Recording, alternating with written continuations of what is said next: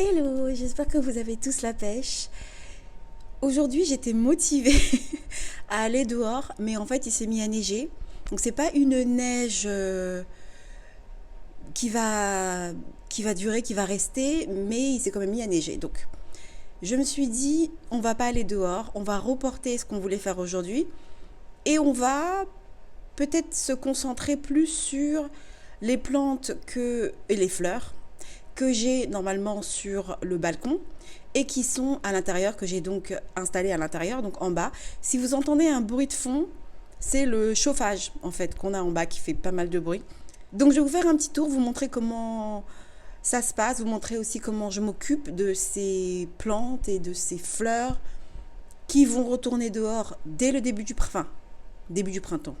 Certains dès le début du printemps, d'autres je leur laisse un petit peu plus de temps. Et je vais vous expliquer aussi comment je fais pour justement pouvoir les garder tous les ans et qu'elles soient toujours en bonne santé, toujours très belles, qu'elles continuent à me produire des fleurs.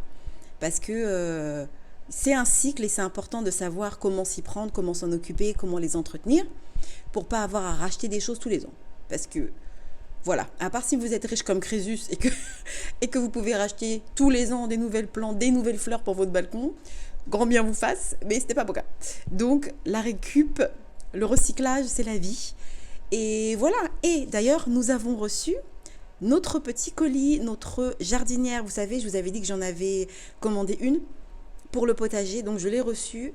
Je vais la monter avec vous. Et puis ensuite, je vais vous montrer tout ça. Je vais vous montrer aussi mes pots de tulipes. Vous montrer comment ça se passe, comment est-ce que je les garde, vous expliquer aussi comment je m'en occupe et les petits problèmes que j'ai eus, parce que j'ai eu quelques petites surprises. C'est parti. Voici donc le coupable de ce fouillis. Hein, ça fait du bruit. C'est très bruyant, mais franchement, ça chauffe hyper bien. Ça aura vraiment fini de chauffer quand le sous-sol sera un petit peu plus chaud. Je vais l'éteindre. Du coup, vous n'aurez plus à supporter ce bruit, mais je le laisse encore une petite dizaine de minutes. Ok. Oh. Alors oui, je me suis rendu compte que je ne les avais pas montés avec vous précédemment.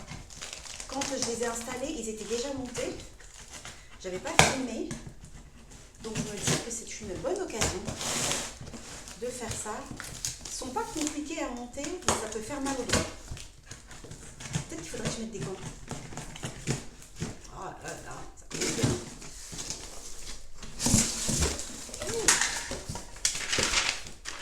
Le voilà. N'est-ce pas? C'est vraiment pas dur. Vous êtes en train de vous dire, mais ces grandes jardinières là, parce qu'elles sont quand même assez grandes, ça rentre dans ce petit carton? Eh bien oui. Ah oui, ça c'est pour mettre autour, justement, pour passer. Ah, ils mettent des gants. C'est des gants? Oui, ils mettent des gants. Le petit vis. Le petit truc. Ok. Oh. Voilà, c'est un jeu d'enfant. Et si vous ne le savez pas, je suis la reine du montage de meubles et tout ça. J'adore faire ces trucs. C'est ma grande passion dans la vie. Je sais, c'est très bizarre. Mais j'adore ça. Ça me stresse de faire ça. Plus c'est compliqué, plus j'aime.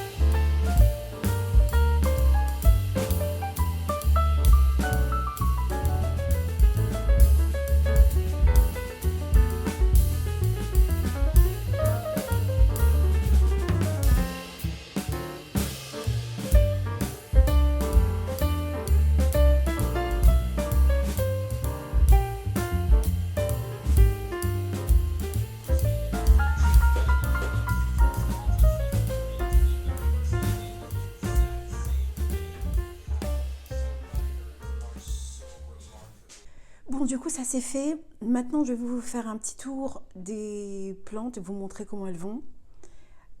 Et puis vous expliquer aussi un petit peu comment je m'en occupe. Sachez qu'il y a énormément de plantes qui fleurissent, que vous pouvez garder à l'intérieur en hiver. Certainement plus que ce que je vais vous montrer d'ailleurs. Je vais vous donner juste les exemples que j'ai, mais je vous laisse faire vos propres recherches. Mais il y en a vraiment beaucoup. Donc n'hésitez pas à tenter vraiment les économies, les gars. Ok, on va commencer par ce côté. Oui, j'ai mes trucs dans la main parce que il est possible que je m'en serve. Bref, ici j'ai donc toutes mes succulentes, pardon. Je dis toujours succulentes, j'essaye de me corriger, mes succulentes, voilà, que vous connaissez, que vous avez déjà vu, qui étaient pour la plupart sur la table pardon, je pousse, j'ai un truc là qui me dérange. Qui était sur la plupart sur la table du balcon et que je vais... Désolée pour les bruits, il y a voilà. Et qui, ma foi, se porte très très bien. Tout va très bien. Alors attendez, ça floute à chaque fois. Je vais retirer ça. Voilà, on est bien mieux. Donc il se porte très très bien. Celle-ci, c'est assez drôle. Parce que... Alors c'est quoi ton nom toi déjà? C'est un... On a un contre-jour en plus. Oh là là. C'est un... Mince, je vais vous mettre le nom sur l'écran. Pas le nom spécifique, mais le type de succulente que c'est. Parce que j'oublie tout, je le sais, mais ça me sort toujours de la tête. Bref, celle-ci, c'est assez drôle. Parce que à chaque fois que je la rentre pour l'hiver, elle bronze. Elle bronze dans le sens où elle tire sur le violet, le marron, le bordeaux. C'est une couleur un peu étrange. Mais quand je la remets dehors au printemps, elle redevient toute verte. Est-ce que c'est le manque de soleil? Bizarrement, je ne suis pas certaine parce que ici, c'est plein sud. Et vraiment, comme vous pouvez le voir, là, on est une journée un petit peu grise et il y a quand même pas mal de soleil, comme vous pouvez le remarquer. Donc, je ne suis pas très sûre. Je vais essayer de vous mettre le nom des plantes au cas où vous les trouviez jolies parce que honnêtement, je ne connais pas le nom de toutes mes plantes. Je suis désolée, shame on me, j'adore les plantes, mais retenir les noms, pour moi, c'est très dur. Je connais la plupart de mes plantes qui sont en haut, à l'étage, mais celles qui sont en bas, là, les noms spécifiques, ne me demandez pas. Je vais juste vous mettre les noms au cas où vous aimez bien. Celle-ci, c'est une succulente que j'ai achetée, c'est une de mes dernières succulentes que j'aime beaucoup. Et d'ailleurs, j'aime de plus en plus les succulentes. Et là, ça, c'est nouveau, donc je suis contente. Ça veut vraiment dire qu'elle se plaît en bas. Et encore une fois, il n'y a pas de chauffage central en bas. C'est juste, on va dire, protégé vraiment du froid parce qu'on est à l'intérieur, mais il n'y a pas de chauffage. Donc, il fait quand même un petit peu frais. Hein. Celle-ci, ça fait longtemps que je l'ai. Je l'ai coupée entre-temps. Elle avait beaucoup poussé. Je lui ai fait une petite coupe. Elle est trop mignonne, je l'aime trop. Regardez-moi ça, on dirait des trompettes. C'est trop chou. Et puis, celle-ci, c'est un cadeau. J'y tiens énormément parce que c'est une copine qui me l'a donné. Elle a énormément grandi. Elle m'a fait cette espèce de tige là. Je ne sais pas ce qui se passe. C'est une plante qui est censée fleurir mais qui ne fleurit pas encore. Donc je me dis peut-être l'année prochaine, elle va fleurir. Sait-on jamais. Mais bon voilà, tout se passe bien. Ça c'est mon petit combo de succulentes que j'avais planté, je pense, avec vous. Je ne sais plus si je l'avais fait avec vous ou pas. Ça c'était des feuilles qui étaient tombées que j'essaye de voir si elles prennent. Et regardez.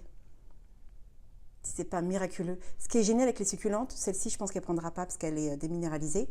Mais ce qui est génial avec les succulentes, c'est que pour faire des boutures, vous avez juste à les poser comme ça. Même pas sur de la terre, hein, parce que ça, c'est des petits rocs. Celle-ci, je pense qu'elle va prendre. Regardez. Celle-ci, elle va prendre. Et donc, je fais ça en général quand j'ai des petites feuilles qui tombent. Bah, je les mets juste par-dessus. Et j'essaye de voir celle-ci aussi. Je pense que ça... Eh, ma chérie, ça va mon bébé? Il y a Eve qui squatte avec moi. Elle est en haut. Avec son père parce qu'il travaille à la maison aujourd'hui. Bref, donc vous voyez, ça c'est super cool. Je vais pouvoir ensuite les replanter directement ici. Ici, vous avez mon bégonia c'est quoi ton nom? Sampiflorens, c'est ça? Sampiflorens, qui est totalement en dormance, que j'ai forcé d'ailleurs à être en dormance, parce que c'est la première année que j'ai ce bégonia. Et j'avais acheté, vous savez, des pieds, là, à la fin de l'automne. À la fin de l'automne. qui était vraiment à genre 50 centimes le pied. J'en ai mis plusieurs et on va voir comment ça va repousser. Bon, j'ai dû couper parce qu'il y a Eve qui est en train de me parler. En fait, elle voulait des jouets. Ici, il y a pas mal de leurs jouets que je mets, que je garde en bas. Et donc, elle vient toujours me demander des... Bref, elle est venue me demander des jouets. Et donc, elle parlait dans ma tête. Ici, vous avez mes géraniums qui fleurissent. Je ne vous avais pas dit que mes géraniums fleurissaient en hiver. Je vous l'avais dit. Donc ça, ce sont des nouvelles fleurs. Vous pouvez le voir, hein, parce que c'est tout neuf et magnifique. Donc ça fleurit au fur et à mesure que j'ai des feuilles qui meurent ou des feuilles qui tournent jaunes, je les coupe, voilà, pour être sûre de garder uniquement, de concentrer en fait l'énergie sur les nouvelles pousses. Et donc vous voyez, ça fonctionne parce que c'est trop beau. En plus, attendez, j'essaie de sentir, voir. Ça sent pas fort, mais ça sent bon, hein. Donc voilà, très contente. Et vous remarquerez que j'ai mis du paillis dans mes pots. C'est la première fois que je fais ça. D'habitude, je ne mets pas de paillis. Mais je me suis dit, pourquoi pas.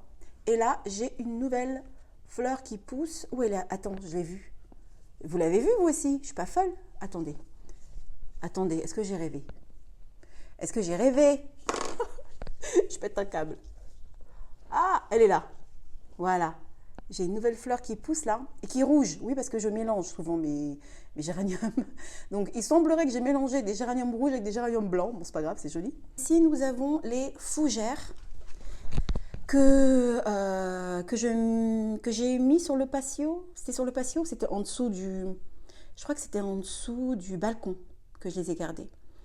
Ça fait 2 ans que je les ai, donc je les ai hivernés à l'intérieur l'année dernière. Et donc, on recommence cette année. Donc, ce que je vais faire là aujourd'hui, je vais couper tous les bouts un petit peu morts. Je fais ça régulièrement, petit à petit, au lieu de tout couper d'un coup, parce que je me dis, si je peux encore profiter un petit peu de la beauté de ces plantes, pourquoi pas. Donc, je coupe régulièrement jusqu'à ce que je puisse les mettre dehors. Et donc, quand je les mets dehors, elles sont quasiment nues. Et donc, elles me font des nouvelles pousses. Donc, c'est un petit peu ma technique. Voilà. Donc là, je pense que je vais couper toutes ces feuilles. Je n'ai pas fait du bon boulot là. Je n'ai pas été une bonne maman là. Ici, j'ai aussi mes géraniums. Celles-ci ne me font pas de fleurs et je vais vous dire pourquoi. C'est parce qu'il n'y a pas assez de lumière. Ce sont les seuls géraniums que je n'ai pas sur un bord de fenêtre. C'est pas grave, ça veut dire qu'elles sont en dormance et il n'y a pas de souci. Je suis certaine de ce que je dis parce que celle-ci était dans des pots plus petits en fait. C'est 3 géraniums séparés qui étaient dans des pots plus petits, qui étaient sur le bord de fenêtre l'hiver dernier et qui ont fleuri tout l'hiver. Donc c'est vraiment, c'est pas grave, tout va bien.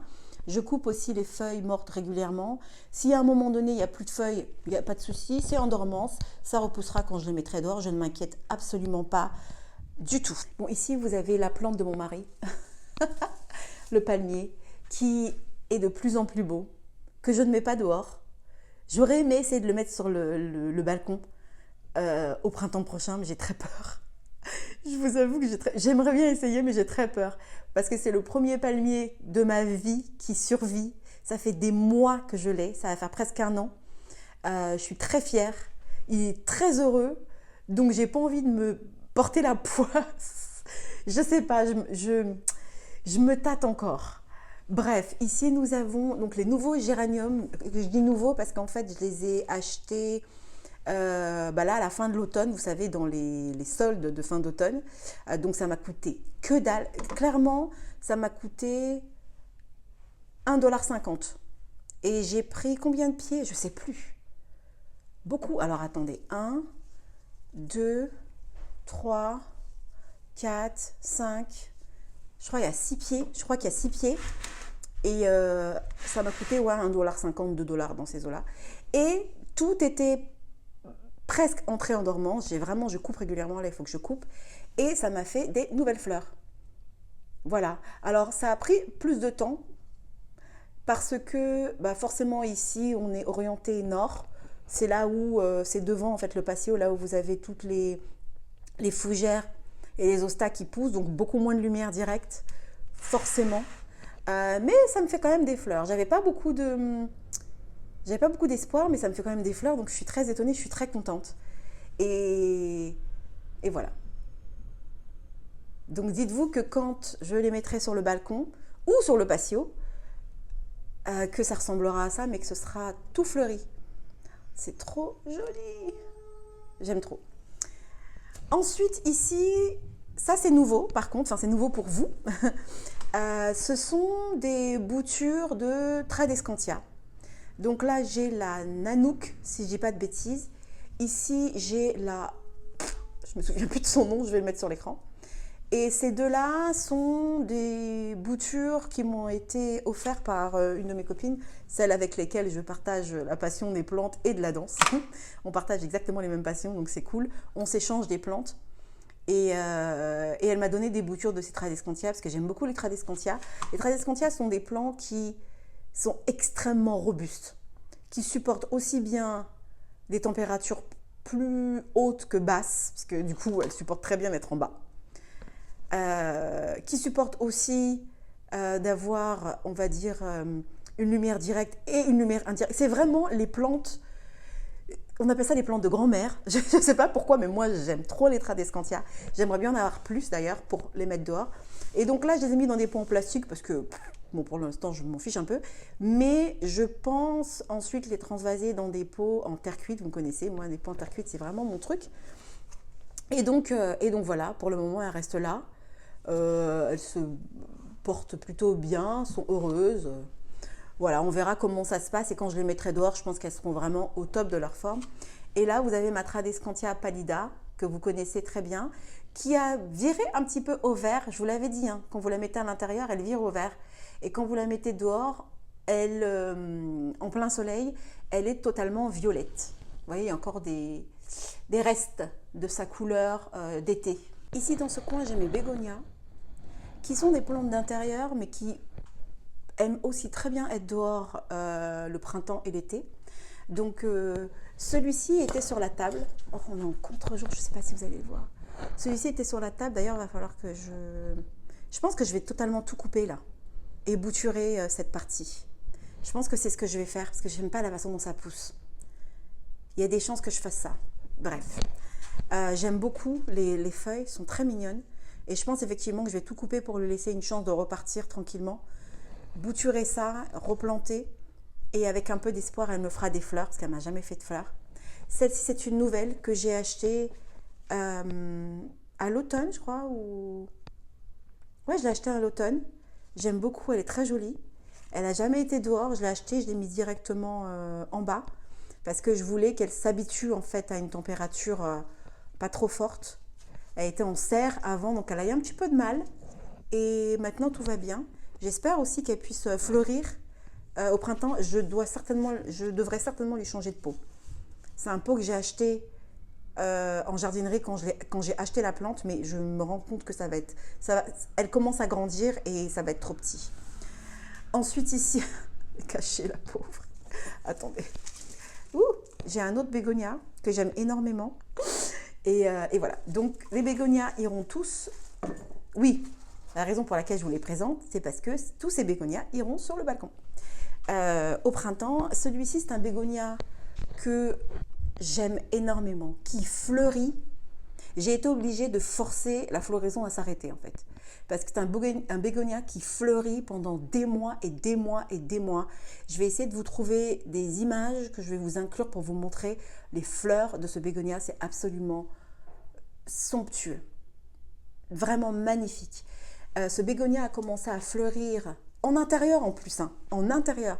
Il a commencé à fleurir, je crois au mois de avril, mars, je ne sais plus, jusqu'à décembre là. Il y a peut-être 2 semaines, 1 semaine que j'ai coupé le reste des fleurs. Absolument splendide, donc je veux absolument le mettre sur le balcon. Et ce que je vais faire, vous allez vous dire, mais attends, tu vas tout mettre sur la table comme la dernière fois, ça va pas aller. Non, ce que je vais faire, c'est que je vais me faire un petit plaisir. Vous avez déjà dit que je voulais trouver une petite étagère d'angle pour mettre toutes les plantes dessus. Je me dis que ce sera super joli d'avoir tout dans le même coin et en plus dans un coin qui est pas trop ensoleillé pour pas que ce soit agressif ni pour mes succulentes ni pour les bégonias.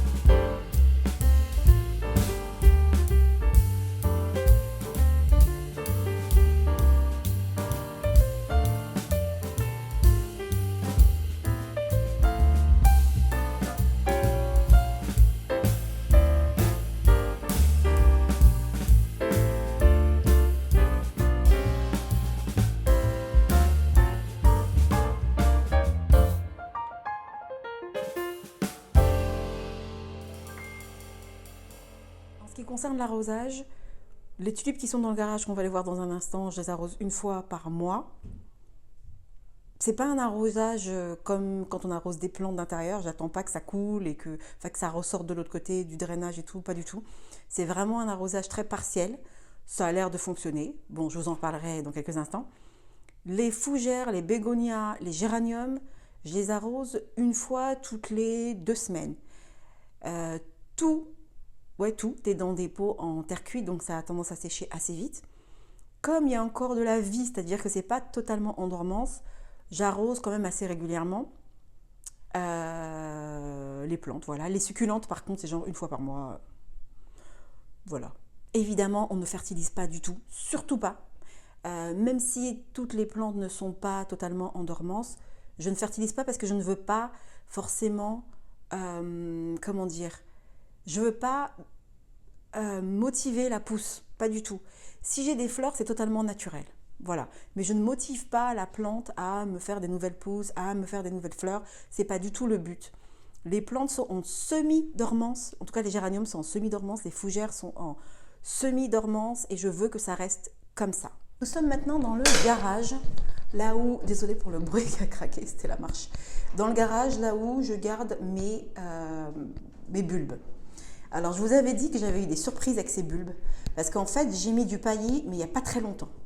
Ce dont je me suis rendu compte, si vous avez des bulbes à l'intérieur, donc ça, le garage n'est pas chauffé, hein, c'est notre salle de sport, nous on n'a pas de voiture dans le garage, mais il ne fait pas froid, on va dire, il fait frais, parce qu'on continue à faire du sport même en hiver, et bon, comme on se chauffe, au bout d'un moment on n'a plus froid, mais dès le départ, enfin moi j'ai un pull là, et je ne sens pas le froid.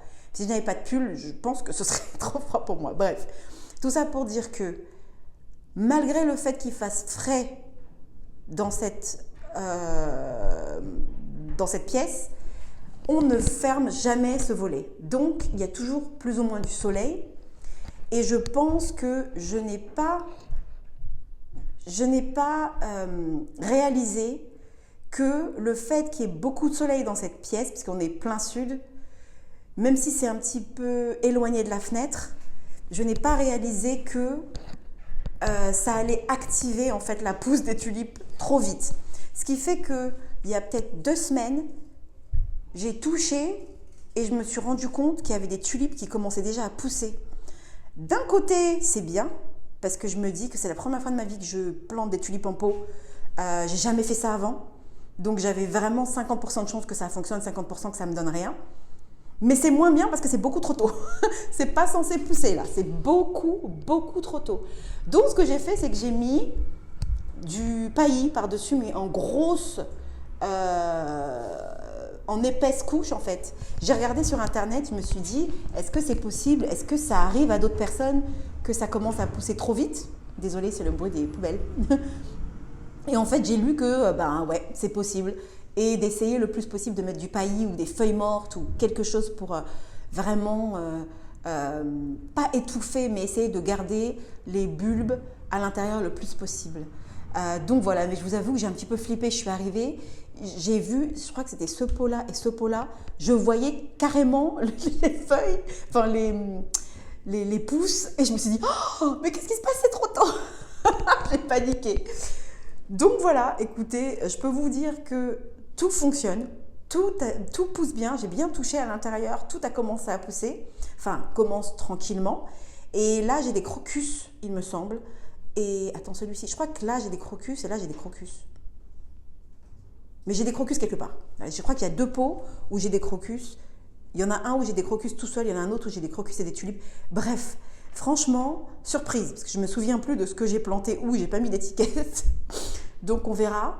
Celui-ci est dans un pot en plastique, celui-ci est dans un pot en plastique. Donc ce que j'ai envie de trouver, j'ai quelques mois là pour trouver ça, j'ai envie de trouver des paniers, mais que je puisse garder à l'extérieur pour les mettre dans des paniers. Je me dis que ce serait super mignon. Voilà, et tout ça va aller sur le balcon, parce qu'il est hors de question que je mette des tulipes sur le patio, parce que les lapins vont les bouffer. Donc ça va aller sur le balcon. Du coup, on va aller dehors une seconde pour vous montrer les pots qui sont dehors. Ceux qui sont sur le balcon, j'y ai pas touché, je les ai juste protégés du froid, mais j'ai pas fait quoi que ce soit, les fraisiers sont toujours pareils.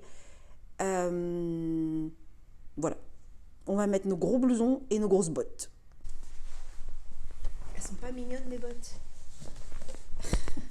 Les bottes de jardinage. Je me suis dit il était temps d'investir dans des bottes de jardinage. Regardez-moi ça. C'est pas trop chaud. J'ai pas de gants. Caille, purée. Alors attendez. Est-ce que j'ai mis... Ah oui. J'ai mis du paillis sur la menthe. J'ai tout coupé, j'ai mis du paillis sur la menthe. D'ailleurs, j'ai remis du paillis sur les parties qui avaient été, vous savez, creusées là, par les animaux là. J'ai remis du paillis un peu partout. Voilà. Et puis, allons voir. Donc là, nous avons des... Oh, c'est quoi votre nom? Purée, et je perds la mémoire, c'est absolument... C'est très grave, les gars. Il faut vraiment que je fasse... Je vais vous mettre les noms. Il faut vraiment que je fasse des exercices de mémoire parce que c'est très grave et je ne rigole pas, c'est vraiment très sérieux. Donc voilà, j'ai mis du paillis dessus. Et ce sont des... Ma mémoire revient, s'il te plaît. C'est pas drôle. C'est pas drôle du tout. J'ai mis ça pour pas que ça s'envole. Là aussi, on a mis du paillis. Ça, c'est un pot en terre cuite, mais celui-ci, c'est un pot en plastique. Donc, je pense que celui-ci a plus de chances de bien résister. Et là, c'est la plante de Ève. Quand j'ai retiré pas mal de... C'est quoi? Daylilies. J'en ai retiré pas mal. J'en ai retiré, vous savez, sur le côté du patio. Et j'en ai planté quelques-uns devant la maison. Et le reste, j'ai donné à ma belle-mère, vous savez, pour son jardin dans lequel elle travaille, le jardin public, là. Et elle voulait absolument en garder une et la mettre en pot. Donc, c'est la plante de Ève. C'est la fleur, les fleurs de Ève. Donc, on a mis aussi du paillis et je la protège du froid le plus que je peux. Et pareil, c'est la première fois de ma vie que je fais ça. C'est la première année que je fais ça. Garder des pots à l'extérieur. Je ne sais pas si ça va refleurir, je n'en ai aucune idée d'ailleurs. Mais ça va aussi aller sur le balcon. Parce que c'est un type de fleur que les lapins mangent. Et vous allez me dire, pourquoi tu ne les as pas mis à l'intérieur comme les autres?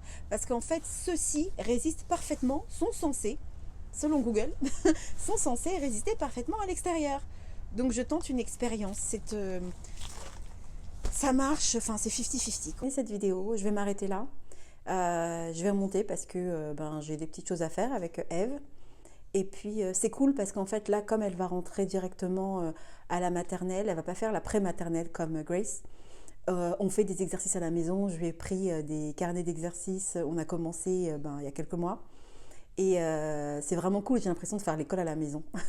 C'était pas vraiment ma motivation dans la vie, mais elle apprend très vite et c'est fascinant ce que les enfants peuvent comprendre et apprendre et retenir. Donc là, tous les matins, on fait quelques exercices. Donc là, je vais aller faire quelques exercices avec elle. Et voilà, je vous dis à très vite. Espérons que je puisse faire mon îlot demain ou après-demain. Normalement, il ne devrait pas neiger, donc ça devrait aller. Bye!